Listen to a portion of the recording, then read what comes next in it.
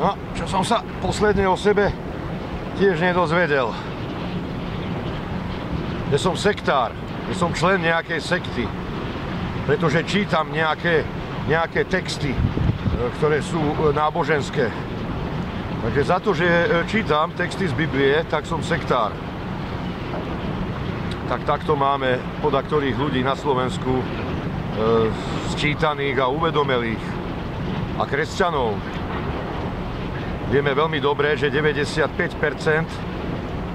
katolíkov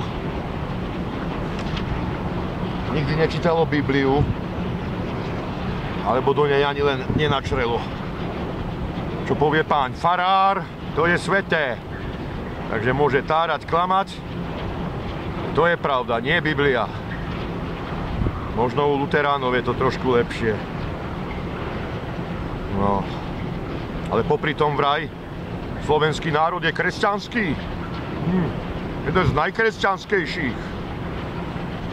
Väčšina katolíkov nevie nič o heréze Jana Pavla II. To už nevravím o heréze súčasného pápeža. Aký to bol organizátor a strojca New Age, nového veku. Tí, čo rozumejú, o čom vravím, rozumejú. Tí, čo nerozumejú, škoda im vysvetľovať. No, väčšina Slovákov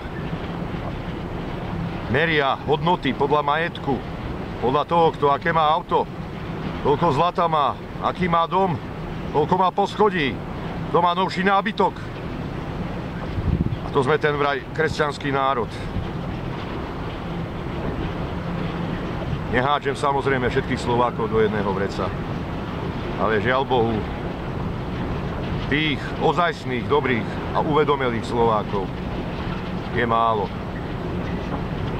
Dokonca som poznal v živote cigáňov, ktorí lepšie ovládali, poznali slovenskú históriu, alebo históriu Slovenska a slovenskú literatúru ako Slováci. Takže tak. Takže ja som sektár. A keď budem pokračovať v čítaní Biblie, tak som mňa spravia ešte okultistu. Takže tak. Je to na Slovensku.